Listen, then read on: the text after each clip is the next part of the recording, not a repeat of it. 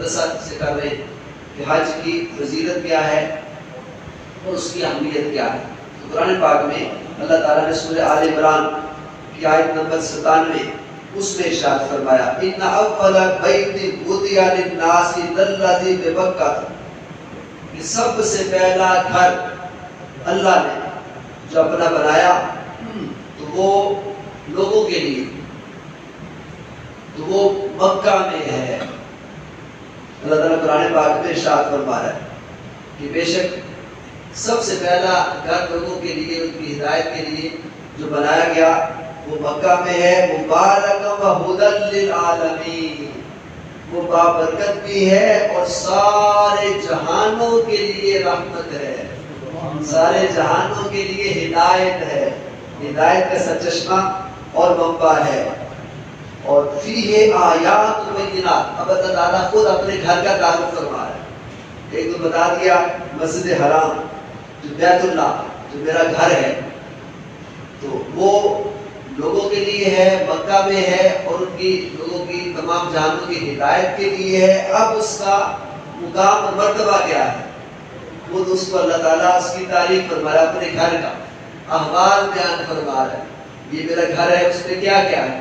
تو فرمایا فیہ آیات بینات، اس میں کھلی نشانیاں ہیں، اس میں کھلی میری نشانیاں ہیں، اور نشانیوں میں مقام ابراہیم، ایک مقام ابراہیم بھی ہے، کیونکہ ابراہیم علیہ السلام وہ تھے جنہوں نے اس کو بلڈ کیا، تعمیر کیا اپنے بیٹے حضرت اسماعیل علیہ السلام کے ساتھ۔ اللہ تعالیٰ نے ان کا ذکر قرآن پاک میں فرمایا، اس میں مقام ابراہیم بھی ہے۔ وَمَنْ دَخَلَهُ كَانَ آمِنًا، اور پھر فرمایا جو اس میں داخل ہو گیا وہ امان پا گیا۔ اور پھر فرمایا وَلِلَّهِ عَلَى النَّاسِ حِجُّ الْبَيْتِ مَنِ اسْتَطَاعَ إِلَيْهِ سَبِيلًا۔ اب یہ حج کا ٹاپک شروع ہو گیا۔ اللہ تعالیٰ نے فرمایا کہ لوگوں کے لیے اب اس کا حج فرض کر دیا گیا ہے، جو بھی اس کی راہ میں نکلنے کی استطاعت رکھتا ہے۔ من استطاع، تو صاحب استطاعت یہی سے نکلا ہے کہ حج فرض ہے کس کے اوپر، صاحب استطاعت کے اوپر۔ کہ اللہ تعالیٰ فرما رہا ہے من استطاع الیہ سبیلا، یعنی اس کے گھر کے، میرے گھر کے راستے کی طرف جو نکلنے کی استطاعت رکھتا ہے، خواہ وہ پاکستان میں ہے، پوری دنیا میں جہاں بھی ہے، وہ میرے گھر میں جو آئے گا تو وہ صاحب اگر استطاعت ہے اس پر میرے گھر کا حج کرنا فرض ہے۔ اور صاحب استطاعت میں دو چیزیں آ گئی، انگلش کے دو لفظ یاد کرنے بڑے آسان ہیں، ہیلتھی اینڈ ویلتھی، جس سے مراد صحت مند ہونا اور مالدار ہونا، صاحب مال ہونا اور دوسرا صحت مند تندرست ہونا، ہیلتھی اینڈ ویلتھی، دولت مند ہونا اور صحت مند ہونا، وہ صاحب استطاعت ہے۔ جس کے اوپر زکوٰۃ فرض ہے وہ صاحب استطاعت ہے۔ اور اسی طرح جو اللہ تعالیٰ نے صحت تندرستی دی ہے، چونکہ ظاہر بیمار ہے وہ حج نہیں کر سکتا، اس میں پیدل چلنا بھی پڑتا ہے، بڑی مشکلات آتی ہیں، صبر بھی کرنا پڑتا ہے، تو اس وجہ سے دو چیزیں صاحب استطاعت میں ہیں، اس پر حج کرنا فرض ہو گیا۔ آگے فرمایا وَمَنْ كَفَرَ فَإِنَّ اللَّهَ غَنِيٌّ عَنِ الْعَالَمِينَ، جو میرے حکم کی عدولی کرے، میرے حکم کو پورا نہ کرے، صاحب استطاعت ہے اس کے باوجود، یعنی ہیلتھی اینڈ ویلتھی ہے، دولت مند بھی اللہ تعالیٰ نے دولت بھی اتنی دی ہے کہ وہ وہاں پر آ سکتا ہے، ٹکٹ خرید کے پہنچ سکتا ہے، اور صحت بھی اللہ تعالیٰ نے دی ہے، لیکن اس کے باوجود وہ میرے گھر کا حج نہیں کرتا، اس کے بارے میں بھی اللہ تعالیٰ نے فرمایا کہ وَمَنْ كَفَرَ، جس نے اس کا انکار کر دیا اور میرے گھر نہ آیا، فَإِنَّ اللَّهَ غَنِيٌّ عَنِ الْعَالَمِينَ، چونکہ وہ مجھ سے بے پرواہ ہو گیا تو میں اس سے بے پرواہ ہوں، تو جہان کے ایسے لوگوں کی مجھے بھی کوئی پرواہ نہیں، پھر ان کو ان کے ہاتھ پر چھوڑ دیا جائے گا۔ یہ تو ہو گیا قرآن پاک کی وہ آیت مقدسہ جس میں واضح طور پر صاحب استطاعت پر حج فرض کر دیا گیا ہے، اور اللہ تعالیٰ نے اپنے گھر کا تعارف کروایا جہاں پر حج کیا جاتا ہے۔ اس طرح قرآن پاک کی سورہ البقرہ کی آیت نمبر 196 میں اللہ تعالیٰ نے ایک اور حکم فرمایا، بلکہ دو حکم ہیں، وہ یہ ہے وَأَتِمُّ الْحَجَّ وَالْعُمْرَةَ لِلَّهِ، کہ حج بھی اور عمرہ بھی وہ پورا کرو اللہ کے لیے۔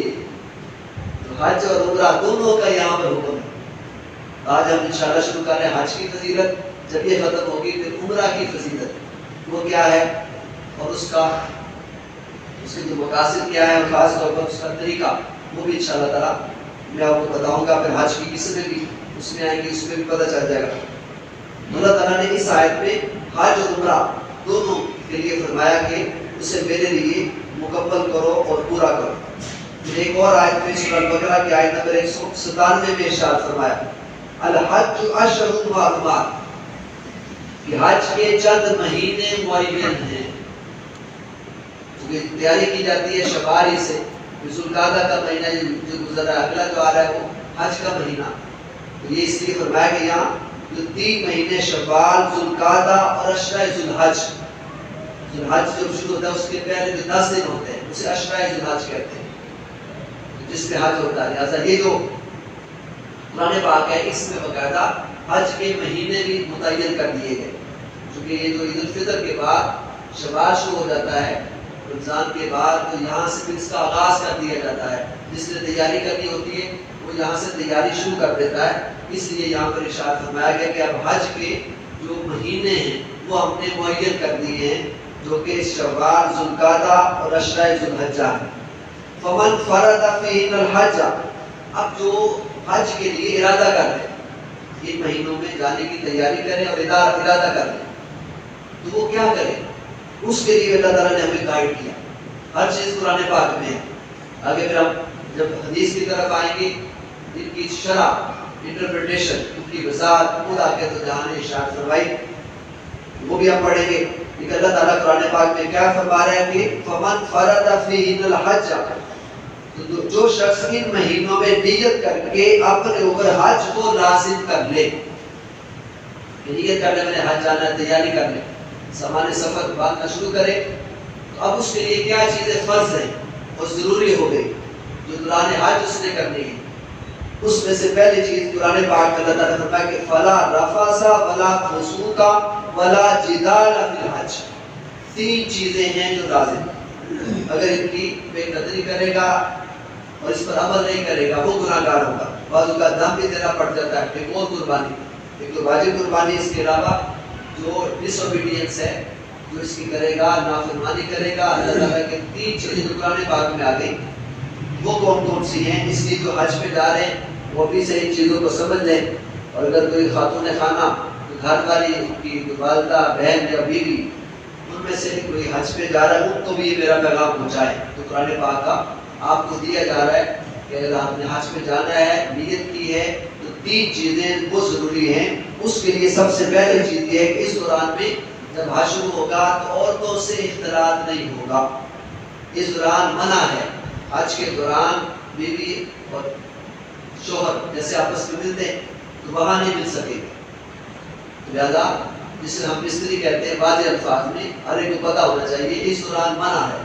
تو پہلی چیز قرآن پاک میں رفث, اس دوران عورتوں سے ملنا وہ منع ہے. ولا فسوق, اور فسق و فجور, کوئی بھی گناہ کا کام وہ منع ہے. ورنہ حج ختم ہو جائے گا, ٹوٹ جائے گا. جیسے دنیا میں ہم اس کے علاوہ باقی مہینوں میں گناہ کرتے ہیں, اس دوران کوئی گناہ نہیں ہوگا. تو لہذا ولا فسوق, فسوق بھی منع کر دیا گیا. فسق اس کرسی سے فسوق ہے اس کی جمع. ولا جدال فی الحج, اور حج کے دوران لڑائی جھگڑا بھی منع ہے. ایک دوسرے کے ساتھ لڑائی جھگڑا کرنا, دنگا اور فساد کرنا. لہٰذا یہ ساری چیزیں پہلے سے سوچ بچار کر کے جانی چاہیے. اور میں نے بھی الحمدللہ حج کروایا بھی ہے, حج کیا بھی ہے,